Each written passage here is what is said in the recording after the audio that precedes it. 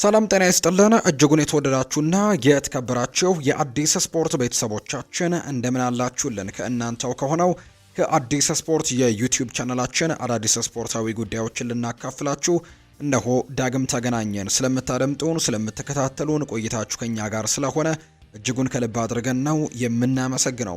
በዛሬ ፕሮግራማችን የተለያዩ ስፖርታዊ ጉዳዮችን ወደ እናንተ እያደረስን ቆይታን የምናደርግ ነው የሚሆነው።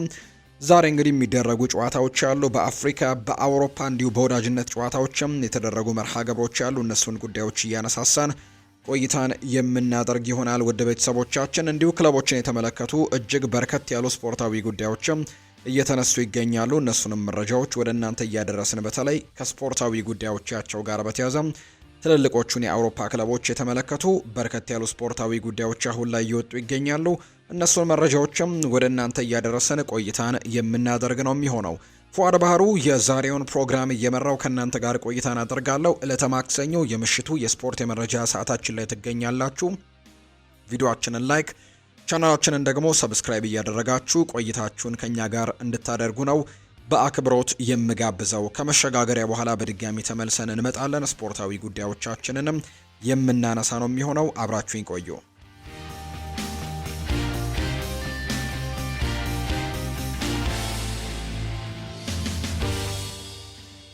ዛሬ የሚደረጉ ጨዋታዎች ያሉ በአፍሪካም እንዲሁ ደግሞ በአውሮፓም የዓለም ዋንጫ የማጣሪያ ጨዋታዎች ዛሬ በተለይ የኢንተርናሽናል ብሬኩ የመጨረሻ ጨዋታዎች ናቸው ዛሬ የሚደረጉትና በጣም ተጠባቂ የሚባሉ ጨዋታዎች ናቸው የሚደረጉት። ከዛ በፊት ግን ዛሬ የሚደረጉ ጨዋታዎችን ከመጠቆማችን በፊት የወዳጅነት ጨዋታዎች ሲደረጉ እንደነበር ተመልክተናል።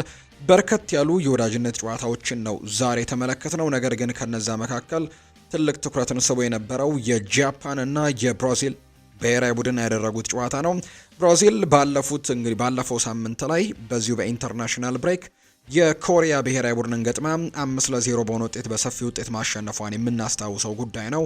ዛሬ ደግሞ ከጃፓን ጋር እንዲሁ ጨዋታዋን አድርጋለች። የካርሎ አንቸሎቲ ስብስብ ማለት ነውና በዛሬው ጨዋታ ላይ እንግዲህ ብራዚል የመጀመሪያውን 45 የጨዋታ ክፍለ ጊዜ 2-0 እየመራች ወጥታ ነበር። ነገር ግን ሁለተኛው 45 ላይ በተቆጠረባቸው 3 ግቦች ጨዋታውን 3-2 እንደተሸነፉን የተመለከትነው። በዛሬው ጨዋታ ላይ እንግዲህ በርከት ያሉ ወሳኝ ተጫዋቾቻቸውን ሜዳ ላይ አልተመለከትናቸውም። እነ ቪኒሲዮስ ጁኒየር ቋሚ ነበሩ። እነ ጋብሪኤል ማርቲኔሊ፣ ሉካስ ፓኩዌታ ጭምር ሜዳ ላይ ተመልክተናል። እነ ካርሎስ ካሴሜሮ፣ ብሩኖ ጉማሬሽ በዛሬው ጨዋታ ላይ በካርሎ አንቸሎቲ ስብስብ በኩል በቋሚነት የተመለከትናቸው ናቸው። ነገር ግን እነ ሮድሪጎ፣ ጆኤል ሊንተን፣ ማቲያስ ኩኛ፣ ሪቻርልሰን ከዛ በተጨማሪ ኤስቴቫ ዊሊያን፣ ካርሎ ሄንሪኬ እነዚህ ተጫዋቾች ተቀይረው የገቡ ናቸው። በቋሚነት ግን በግብ ጠባቂነት ሁጎ ሶዛ ነበር በግብ ጠባቂነት የተያዘው። በተከላካይ ስፍራ ላይ ፓብሎ ሄንሪኬ፣ ፌዴሪኮ ብሩኖ እንዲሁ ደግሞ ቤራልዶ እና ካርሎስ አጉስቶ ነበሩ። ብሩኖ ጎማሬሽ እና ካርሎስ ካሴሜሮን እንዲሁ ከሉዊስ ኤንሪኬ ጋር በአማካይ ስፍራ ላይ አጣምረውትም እንዲሁ ተመልክተናል። ሉካስ ፓኩዌታ፣ ቪኒሲዮስ ጁኒየር እና ጋብሪኤል ማርቲኔሊን ደግሞ እነዚህን በሶስት የአጥቂ መስመር ተጫዋቾች የተመለከትናቸው እንደሆኑ ነው በዛሬው ጨዋታ ላይ እየተመለከትነው። ብራዚል በአጠቃላይ በመጀመሪያ 45 የጨዋታ ክፍለ ጊዜ ጎል አስቆጥራ ጨዋታውን 2-0 በሆነ ውጤት ረፍት ብትወጣም ከረፍት መልስ ግን በተቆጠሩባቸው ግቦች ተሸንፈዋል። ፓብሎ ሄንሪኬ በ26ኛው ደቂቃ ከብሩኖ ጉማሬሽ ያገኘውን ኳስና መረብን አገናኝቶ ቀዳሚ አድርጓቸው ነበር። ጋብሪኤል ማርቲኔሊ የአርሰናሉ ተጫዋች እንዲሁ ከሉካስ ፓኩዌታ የተሰጠውን ኳስና መረብን አገናኝቶ ብራዚልን 2-0 እየመሩ የመጀመሪያ 45 የጨዋታ ክፍለ ጊዜን እንዲያጠናቅቁ ቢያደርግም ነገር ግን ጃፓኖች በታኩማ ሚናሚኖ ባስቆጠረው ጎል 52ኛው ደቂቃ ላይ ናኩሙዋራ እንዲሁ ደግሞ ዌዳ የተባለ ግብ ባስቆጠሯቸው ግቦች ጨዋታውን 3-2 በሆነ ውጤት አሸንፈው መውጣት የቻሉበት መርሃ ግብር ሆኖ ተጠናቋል። የዛሬው የጃፓን እና የብራዚል ብሔራዊ ቡድን ጨዋታ በፖሴሽን ጃፓን የተሻለ የነበረች ቢሆንም ነገር ግን የጎል ሙከራዎችን በማድረግ ግን የጃፓን ብሔራዊ ቡድን የተሻለ ነበር። በፖሴሽን የብራዚል ብሔራዊ ቡድን የተሻለ ኳስ ቁጥጥር ነበረው። ኤክሲጂያቸውንም ከተመለከትን ጃፓኖች የተሻለ ኤክሲጂን በዛሬው ጨዋታ ላይ ማስመዝገብ የቻሉበት ሆኖ ተመዝግቧል። በአጠቃላይ ግን 3-2 በሆነ ውጤት ነው ዛሬ የጃፓን ብሔራዊ ቡድን ብራዚልን ማሸነፍ የቻለችው። የተደረገው የወዳጅነት ጨዋታ እንዲሁ ይሄኛውን ይመስላል። ሌሎች ጨዋታዎች ግን በዓለም ዋንጫ በአፍሪካና በአውሮፓ ጨዋታዎች ቀጥለው ይደረጋሉ። 3 ሀገራት ለዓለም ዋንጫው ለማለፍ የተፋጠጡበት አንድ ምድብ አለ። ይህ ምድብ በአፍሪካ ሀገራት የዓለም ዋንጫ የማጣሪያ ምድብ 3 ላይ የሚገኙት ቤኒን፣ ደቡብ አፍሪካና ናይጄሪያ የሚገኙበት ምድብ ነው። ወደ ዓለም ዋንጫው ለማለፍ የሚያደርጉት ጨዋታ በጣም በትልቅ ጉጉት የሚጠበቅ ጨዋታ ይሆናል ተብሎ ነው የሚጠበቀው። በዓለም ዋንጫው ምንም ተሳትፎ ታሪክ የሌላት ቤኒን ምድቡን በ18 ነጥብ እየመራች ሲሆን ደቡብ አፍሪካና ናይጄሪያ ደግሞ ሁለተኛና ሶስተኛ ደረጃ ላይ ነው የተቀመጡት። ዛሬ ጨዋታቸውን ያደርጋሉ። ምሽት 1 ሰዓት ሲል ምድቡን በ17 ነጥብ እየመራች የምትገኘው ቤኒን የራሷን እድል በራሷ ለመወሰን ከሜዳዋ ውጪ ከናይጄሪያ ጋር የምታደርገው ጨዋታ ትልቅ ግምት የተሰጠው ነው። ቤኒን ጨዋታዋን የምታሸንፍ ከሆነ የማንንም ውጤት መጠበቅ አትችልም። ቀጥታ የዓለም ዋንጫው ላይ መካተት የምትችልበትን እድል ታገኛለች። ነገር ግን የምትሸነፍ ከሆነ ግን አጣብቂኝ ውስጥ ነው የምትገባው። በ14 ነጥቦች ሶስተኛ ደረጃ ላይ የተቀመጠችው ናይጄሪያ አሸንፋም የደቡብ አፍሪካን ነጥብ መጣልን የምትጠብቅ ሲሆን ቤኒን ካሸነፈች ግን ቀጥታ ማለፏን ነው የምታረጋግጠው። በዚሁ ምድብ የቤኒን ነጥብ መጣልን የምትጠብቀው ደቡብ አፍሪካ ከምድቡ ከተሰናበተችው ሩዋንዳ ጋር በተመሳሳይ ምሽት 1 ሰዓት ላይ ጨዋታቸውን ያደርጋሉ። እንግዲህ ይህ ጨዋታ በጣም የሚጠበቅ ነው የሚሆነው። እንግዲህ ደቡብ አፍሪካ እነዚህን 2 ሀገራት ነጥብ መጣል በተለይ የቤኒንን ነጥብ መጣል ትጠብቃለች። ጨዋታውን አቻ ውጤት የሚጠናቀቅ ወይም ደግሞ ናይጄሪያ ብታሸንፍና ደቡብ አፍሪካ ይህንን ጨዋታ ማሸነፍ የምትችል ከሆነ በቀጥታ ዓለም ዋንጫውን ደቡብ አፍሪካ መቀላቀል ትችላለች። በአንጻሩ ግን ደቡብ አፍሪካ እንግዲህ የደቡብ አፍሪካ ውጤትን ደግሞ የሚጠብቅ ሌላ ሀገር አለ፣ ናይጄሪያ። ዛሬ ናይጄሪያ ቤኒንን የምታሸንፍ ከሆነ እንግዲህ ቤኒን ማሸነፈው አንድ ነገር ሆኖ ሳለ ነገር ግን ደቡብ አፍሪካም እንድትሸነፍ ነው የምትጠብቀውና ይህም የሚጠበቅ ነው። ቤኒን ግን ይህንን ጨዋታ ማሸነፍ የምትችል ከሆነ ደቡብ አፍሪካ አሸነፈችም ተሸነፈችም ቤኒን ወደ ዓለም ዋንጫው ማለፏን የምታረጋግጥበት ይሆናል። ዛሬ ምሽት 1 ሰዓት ሲል በጣም ተጠባቂ ጨዋታ በዚህ ምድብ ይደረጋል። በሌሎች የዛሬ ጨዋታዎች በርከት ያሉ መርሃ ግብሮች ነው የሚደረጉት። ሲሸልስና ጋምቢያ ቀደም ብለው ጨዋታቸውን ያደርገዋል። ከዛ ውጭ ግን እኛ ስቱዲዮ በገባንበት ሰዓት አልጄሪያ ከዩጋንዳ፣ ጊኒ ከቦትስዋና፣ ኒጀር ከቤኒን፣ ሶማሊያ ከሞዛምቢክ እንዲሁ ጨዋታቸውን እያደረጉ የሚገኙ እንዲሁ ደግሞ ደቡብ አፍሪካና ሩዋንዳም ጭምር የሚደረጉ ጨዋታዎች እየተደረጉ ነው የሚገኙት። ዲሞክራቲክ ሪፐብሊክ ኦፍ ኮንጎ ከሱዳን፣ ጋቦን ከቡሩንዲ፣ ኮት ዲቮር ከኬንያ፣ ሞሮኮ ከኮንጎ እንዲሁ ሴኔጋልና ሞሪታኒያ የሚያደርጓቸው ጨዋታዎችም ዛሬ በአፍሪካ የመጨረሻ የምድብ የዓለም ዋንጫ የማጣሪያ ጨዋታዎች ዛሬ ነው የሚደረጉት። በጣም ተጠባቂ ጨዋታዎችም ይሆናሉ ተብሎ ነው የሚጠበቀው። በአውሮፓም ዛሬ ጨዋታዎች ቀጥለው ይደረጋሉ። በአውሮፓ ዛሬ ምሽት 3 ሰዓት ከ45 ሲል ተጠባቂ መርሃ ግብሮች በርከት ብለው ይደረጋሉ። ጣሊያንና እስራኤል የሚያደርጉት ጨዋታ ምሽት 3 ሰዓት ከ45 ሲል የሚደረግ መርሃ ግብር ነው። እንግዲህ ጣሊያን በዚህ ምድብ ለማለፍ በጣም አጣብቂኝ ውስጥ እንደገባች ወይም በቀጥታ ለማለፍ በጣም ከባድ እንደሚሆን፣ ምክንያቱም የኖርዌይ ብሔራዊ ቡድን ምስጋና ለኤርሊንግ ሃላንድና ለቡድን ጓደኞች ይግባና ተደጋጋሚ ጎሎችን በማስቆጠር ኖርዌይን የምድቡ የበላይ አድርገዋታል። አሁን ላይ ጣሊያን ሁለተኛ ደረጃ ላይ ነው የምትቀመጠው። አንድ ጨዋታ ሽንፈት ገጥሟታል።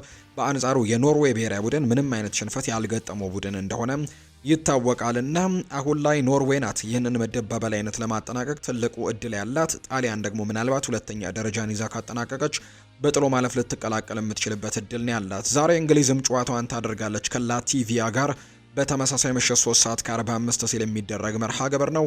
የክሪስቲያኖ ሮናልዶ ሀገር ፖርቱጋል ዛሬም በሜዳዋ ሆዜ አልቫላዴ ጨዋታዋን ታደርጋለች ከሃንጋሪ ብሔራዊ ቡድን ነው መርሃ ግብሩ የሚደረገው። ስፔንና ቡልጋሪያ የሚያደርጉት መርሃ ግብርም እንዲሁ ምሽት 3 ሰዓት ከ45 ላይ ሲደረግ ቱርክና ጆርጂያም ዛሬ የሚያደርጓቸው ጨዋታዎች በጉጉት የሚጠበቁ መርሃ ግብሮች እንደሆኑ ነው የወጣላቸው መርሃ ግብር የሚያሳየው። ዛሬ በዓለም ዋንጫና በአፍሪካ የዓለም ዋንጫ ማጣሪያ ጨዋታዎች እነዚህ ናቸው የሚመስሉት። አሁን ደግሞ ክለቦችን የተመለከቱ ስፖርታዊ ጉዳዮችን እናንሳ። የሊቨርፑልን ጉዳዮች በማስቀደም ነው የምንጀምረው። በሊቨርፑል ታይቶ የማይታወቅ ወጪ ባለፈው ክረምት እንደወጣ ይታወቃል። ምክንያቱም በርከት ያሉ ተጫዋቾችን እንዳስፈረሙ ይታወቃል። እርግጥ ነው እንግዲህ ሊቨርፑሎች ያመጧቸው ተጫዋቾችና እንዲሁ ደግሞ የለቀቋቸው ተጫዋቾችንም የሸጡበት ገንዘብ ሉዊስ ዲያዝን ከዛ በተጨማሪ ደግሞ የአጥቂ ስፍራ ተጫዋች የነበረው እንዲሁ ለአልሂላል የፈረመው ዳርዊን ኑኔስን ጨምሮ የተለያዩ ተጫዋቾችን መሸጣቸው ይታወሳል። ከነዚህ ሽያጮችም ጠቀም ያለ ገንዘቦችን ማግኘታቸው ይታወቃልና ያወጡትን ወጪ በተወሰነ መልኩ ማካካስ መቻላቸው ይታወቃል። ነገር ግን በጣም ከፍተኛ የሚባል ገንዘቦችን ለትልልቅ ዝውውሮች ያውለዋል። ሁለት እንግዲህ የብሪቴን ሪከርድ መሆን የሚችሉ ሪከርዶችን መስበራቸው ይታወቃል። ፍሎሪያን ቬርትስን ከባየር ሌቨርኩዘን ሲያመጡና እንዲሁ ደግሞ አሌክዛንደር ኢሳክን ከኒውካስል ዩናይትድ ሲያመጡም ትልልቅ የሚባሉ ገንዘቦችን እንዳወጡ የምናስታውሰው ነው። የሜሎስ ኪርኬዝ ዝውውር አለ። የሁጎ ኤኪቲኬ ዝውውርም እንዲሁ የጀረሚ ፍሪምፖንግንም ዝውውር ሳንረሳ ማለት ነውና በጣም በርከት ያሉ ገንዘቦችን እንዳወጡ ይታወቃል። እንደ ጄምስ ፒርስ መረጃ ከሆነ ምናልባት በቀጣይ የጥር ተጫዋቾች የዝውውር መስኮት በጣም ጸጥ ያለ ጊዜን ሊቨርፑሎች ቢያሳልፉ ልትደነቁ አይገባም። በክረምቱ በርከት ያሉ ገንዘቦችን ከማውጣታቸው ጋር በተያያዘ ነው ሲል ሀሳቡን አንስተዋል። ነገር ግን ሊቨርፑል የተከላካይ መስመሩን መጠገን አለበት እንደሚባል ነው አሁን ላይ የሚታመነው። ሊቨርፑል የተከላካይ መስመሩ መጠገን ያለበት ጊዜ ላይ እየደረሰ ይመስላል። ምክንያቱም ተጠባባቂዎች እንኳን በጥሩነት ወይም ደግሞ ጥሩ የሚባሉ ተጠባባቂዎች እንኳን የሉትም። ቨርጂል ቫን ዳይክ እና እንዲሁ ደግሞ ኢብራሂማ ኮናቴም አንድ ነገር ቢሆን ወይ ጉዳት እንኳን ቢደርስባቸው እነሱን መተካት የሚችሉ ተጫዋቾች የትኞቹ ናቸው ሲባል ጥያቄዎች ያስነሳሉ። ምክንያቱም ጂኦቫኒ ሊዮን እነሱ ተጠባባቂ አድርገው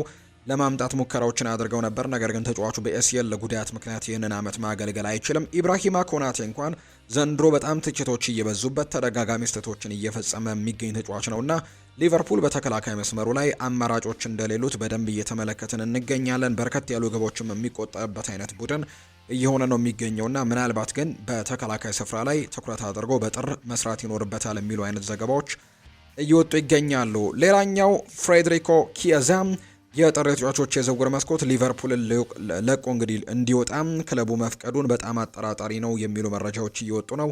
በዚህ ዓመት የተሻሉ እንቅስቃሴዎችን እያሳየ እንደሚገኝ እየተገለጸ ይገኛል። እንግዲህ እድሎችን አላገኘም ነበር አምናም፣ ነገር ግን ዘንድሮ ባገኛቸው የተወሰኑ ደቂቃዎችም ቢሆን ለቡድኑ ጥሩ ነገሮችን ሰርቶ እየወጣ እንደሚገኝ ይታወቃልና ሊለቅ ይችላል የሚሉ ዘገባዎችም እንዳሉ ግን መርሳት የለብንም። ኤልካይ ጎንደዋን ስለ ፍሎሪያን ቬርትስ አንድ ሀሳብን ሰጥቷል።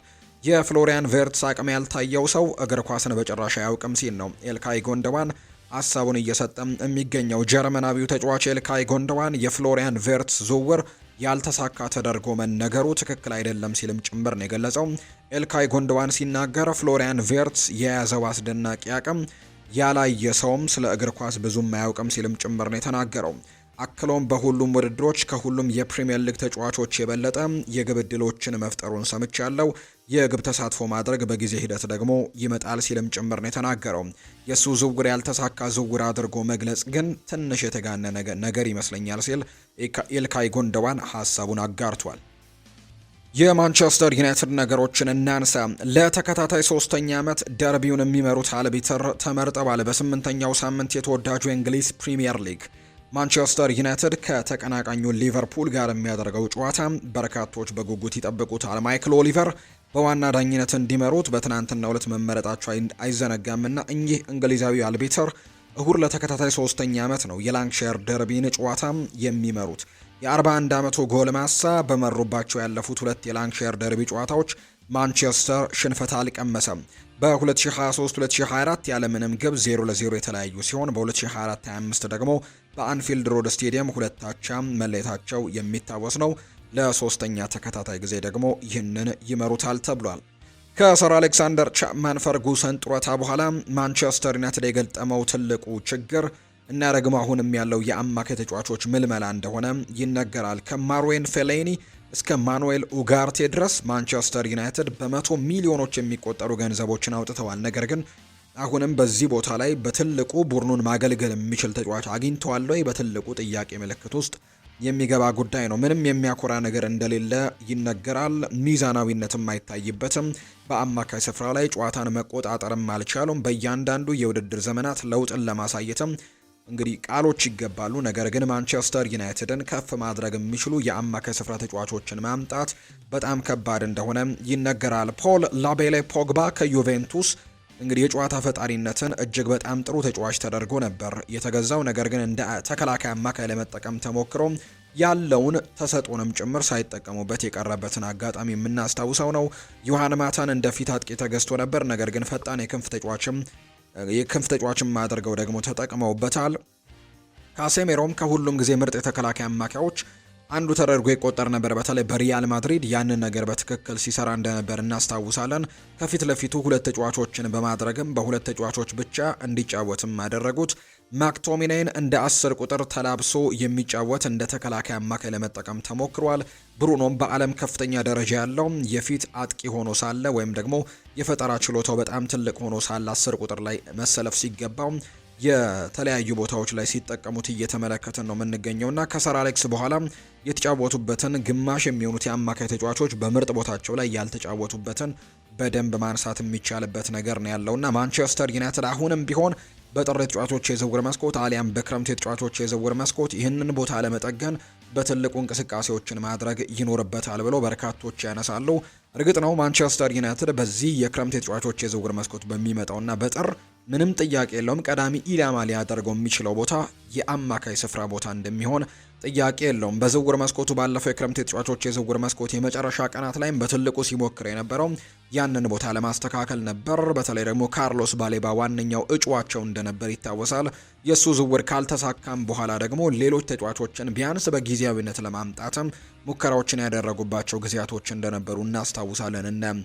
የቀድሞ ቼልሲ ተጫዋች የነበረው ኮነር ጋላገርንም ጭምር በዚህ ዝርዝር ውስጥ አካተውት ነበር። ቢያንስ ለተወሰነ ጊዜ መፍትሄ እንዲሆን ወደዚህ ቡድን ለማምጣት ሙከራዎችን ያደርገው ነበርና ማንቸስተር ዩናይትዶች በቀጣይ የጥር የተጫዋቾች የዝውውር መስኮት አሊያም በክረምቱ የተጫዋቾች የዝውውር መስኮት ይህንን ቦታ ለማጠናከር በትልቁ እንቅስቃሴ ማድረጋቸው አይቀሬ እንደሚሆን ነው ዘገባዎች የሚያሳዩት።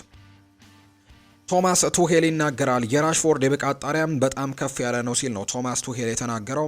የእንግሊዝ ብሔራዊ ቡድን ዋና አሰልጣኝ ቶማስ ቱሄል ራሽፎርድን በተመለከተ አንዳንድ ሀሳቦችን አንስተዋል። ራሽፎርድ ከሌሎች በላቀ መልኩ የብቃት ጣሪያው ከፍ ያለ ነው ያሉት ቶማስ ቱሄል እሱ አቅም ያለው ነገር ግን አቅም የሚለው ቃል ግን በእግር ኳስ ውስጥ አደገኛ ነው ሲል ጭምር ይናገራል። ታለንት ብቻውን በቂ እንዳልሆነ የገለጸው አሰልጣኙ ወጥ አቋም ላይ በመሆን ምርጥ ግላዊ ብቃት ላይ መድረስ እንደሚያስፈልግም ጭምር ነው የሚናገረው። ይህንን እንግዲህ ስለ ታለንት ብቻ አይደለም የሚለው ቶማስ ቱሄል በክለብና በዓለም አቀፍ ደረጃም ደግሞ ማረጋገጥ ይቻላል ወይ ሲልም ይደመጣል። በልምምድ ላይ በማየው ጥራት ከሆነ ማርከስ ራሽፎርድ ከዓለማችን ምርጥ ተጫዋቾች መካከል አንደኛው መሆን የሚችል አቅም እንዳለው በደንብ ተመልክቻለሁ ሲልም ጭምር ነው የተናገረው።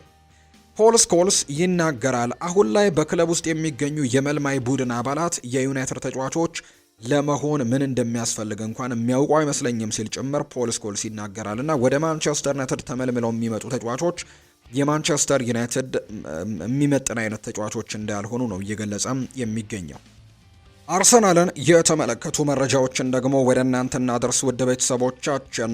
ሬኔ አንድ ሀሳብ ሰጥቷል። ሚኬል አርቴታ በመጪው ጥር የተጫዋቾች የዝውውር መስኮት የአርሰናሉን ኮከብ ጁሪያን ቲምበርን ወንድም ለማስፈረም እንዲያስብ ሀሳቡን ሰጥቶታል። አርሰናል ሻምፒየን እንዲሆኑ ጁሪያን ቲምበር ቁልፍ ይሆናል። እሱ ተፎካካሪ ነው። እሱ ሁለገብ ነው። በተለያዩ ቦታዎች ላይ መጫወት ይችላል። በግልጽ ወንድሙ በፌኖርድ ሮተርዳም እየተጫወተ ነው። እሱ በጣም ጥሩ ተጫዋች ነው። እንዲሁ ደግሞ አርሰናል ሊከታተለው ይገባልም ይችላልም ሲል ጭምር ነው የተናገረው። ይህ ደግሞ ለአርሰናል የሚፈልገውን ነገር ያመጣለታል። በዛ ላይ ደግሞ እሱ በጣም ጥሩ ተጫዋች እንደሆነ በግልጽ ተመልክቻለሁ ሲል ጭምር ነው የተናገረው። ስለ ኩዊንተን ቲምበር ነው ሀሳቡን እየሰጠ የሚገኘው። ስፔናዊው ጋዜጠኛ ሁሊዮ ፑሊዶ ሀሳቡን ሰጥቷል። የሪያል ማድሪድ የስፖርት ዳይሬክተር የብሔራዊ ቡድኑ የቅርብ ጊዜ ግጥሚያዎችና የዙቤሜንዲን የውጤት ደረጃ ካየ ለሪያል ማድሪድ ኢንቨስት ላለማድረግም በመወሰኑ ይጸጸት ይሆናል። ሪያል ማድሪድ 120 ሚሊየን ለኤድዋርዶ ካማቪንጋና ለኦሪዮል ሹዋሜኒ ካወጣ በኋላ ዙቤሜንዲ ለ60 ሚሊየን እንግዲህ አለማስፈረሙ ትልቅ ስህተት ነው ሲልም ጭምር ነው አለመፈረሙ ትልቅ ስህተት ነው ሲል ጭምር ነው የተናገረውና በተለይ ወደ አርሰናል ተጫዋች መቀላቀሉና በአርሰናል ቤት ደግሞ በጣም ድንቅ የሚባል ነገርን ማሳየቱ እንግዲህ ጋዜጠኛው እንደሚናገረው ከሆነ ሪያል ማድሪድ በእርግጥም ሊጸጸቱበት የሚገባ ዝውውር ነው ሲል ጭምር ነው የነገራቸው። በተለይ ለሌሎች ተጫዋቾች ከፍተኛ ገንዘብን አውጥተው ለዚህ ተጫዋች ግን የተጠየቁትን ገንዘብ አለማውጣታቸውና ተጫዋቹ ደግሞ ሜዳ ላይ የሚያሳየው እምቅ ችሎታው ደግሞ በጣም ትልቅ መሆኑ ሪያል ማድሪድ በትክክልም መጸጸት አለበት ሲልም ጭምር ነው ሀሳቡን እየሰጠ የሚገኘው። የቀድሞ የአርሰናል ተጫዋችና አሁን ደግሞ በሰንደርላንድ ቤት አስገራሚ እንቅስቃሴን እያሳየ የሚገኘው ግራኒት ዣካ አንዳንድ ሀሳቦቹን ሰጥቷል። በተለይ በፕሪሚየር ሊጉ መቅጠም የማትፈልጋቸው 3 ክለቦች ተብሎ ተጠይቆ ነበር። ምላሹን ሲሰጥም አንደኛ ያስቀመጠው ኒውካስል ዩናይትድን ሲል ነው ምላሹን የሰጠው። እንደ ምክንያትነት ደግሞ ያነሳው ለሰንደርላንድ ክለብና ለደጋፊዎቹ በጣም ተቀናቃኝ እንደሆኑና ደርቢ እንደሆኑ የደርቢነት ስሜትም እንዳለው ስለማውቅ ነው። እነሱን መቅጠም ለሰንደርላንድ ክለብና ለደጋፊዎቹ ምን ማለት እንደሆነ በሚገባም ስለማውቅ ነው ሲል ጭምር ይናገራል። ብዙ የደርቢ ጨዋታዎችን አድርጌያለሁ፣ ነገር ግን ስለዚህ ደርቢ ግን የሰማሁት ነገር ይለያል። እናም ደግሞ በሜዳ ላይም ሆነ ከሜዳ ውጭም ደግሞ ተቀናቃኝነት ስሜትም ማየት ደግሞ እፈልጋለሁ ሲልም ጭምር ነው የተናገረው። ሁለተኛው ደግሞ ከአርሰናል ጋር መጫወት እንደማይፈልግ ተናግሯል። ምክንያቱም የቀድሞ ክለቤ ነው። በዚህ ክለብ 7 አስደናቂ ዓመታትን አሳልፌበታለሁ። አሁንም ቢሆን ከአሰልጣኙና ከክለቡ አባላት ጋርና ከተጫዋቾቹ ጋር እናወራለንና ለሁሉም ደግሞ ነገር ላመሰግናቸው ወዳለውና የቀድሞ ክለቤ ስለሆነ ይህንንም ቡድን መቅጠም በጣም ከባድ ነው ሲል ጭምር ነው የተናገረው። በሶስተኛ ደረጃ ላይ ቶተንሃም እንደሚሆን አትጠራጠር ሲል ነው የተናገረው። ምክንያቱም የደርቢነት ስሜቱ ከአርሰናል ጋር ብቻ ሳይሆን ከኔ ጋርም ጭምር ነው። እናም ደግሞ አሁንም ቢሆን ሲጫወት ያ እንግዲህ ደርቢነት በውስጤ ውስጥ አይጠፋም ሲልም ጭምር ነው የተናገረው ግራኒት ዣካ። ባርሴሎና የኤዲ ሼረንን አርማ ይጠቀማል ተብሏል። የካታላኑ ክለብ ባርሴሎና በተጠባቂው የኤል ክላሲኮ ጨዋታ በማሊያቸው ላይ የሚጠቀሙትን አርማ ይፋ አድርገዋል። ባርሴሎና ከስፖቲፋይ ጋር ባለው ስምምነት መሰረት በኤል ክላሲኮ ጨዋታም የተለያዩ አርቲስቶችን አርማ ይጠቀማል። በአሁኑ የኤል ክላሲኮ ጨዋታ ደግሞ ከዚህ በፊት ተዘግቦ እንደነበረው የእንግሊዛዊውን አቀንቃኝ ኤዲ ሼረንን አርማ እንደሚጠቀሙ ነው ይፋ የተደረገው። ባርሴሎና የኤዲ ሼረን 8ኛ ስቱዲዮ አልበም ፕሌን ለማክበርም አርማውን በማሊያው ላይ አድርጎ ይጫወታል ነው እየተባለ የሚገኘው። ባርሴሎና የተጫዋቹን ውል አራዝሟል። የካታላኑ ክለብ ባርሴሎና የመሃል ሜዳ ተጫዋች የሆነው ፍራንኪ ዲዮንግን ኮንትራት ማራዘማቸውን ይፋ አድርገዋል። ኔዘርላንዳዊው አማካይ ፍራንኪ ዲዮንግ በባርሴሎና ቤትም አዲስ የ4 ዓመታት ኮንትራትን የፈረመው። የተጫዋቹ ውል ማራዘሚያ ስነ ስርዓትም በነገው ዕለትም እንደሚደረግ ነው ክለቡ ይፋ ያደረገው።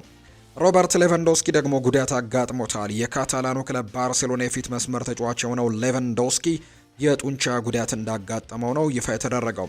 ይህንን ተከትሎ ሮበርት ሌቫንዶስኪ ከኤል ክላሲኮ ጨዋታ ውጪ እንደሚሆን የስፔን መገናኛ ብዙሃን ዘግበዋል። ባርሴሎና በበኩሉ የተጫዋቹ መጎዳትን አረጋግጦ ለምን ያክል ጊዜ ከሜዳ እንደሚርቅም አልገለጸም።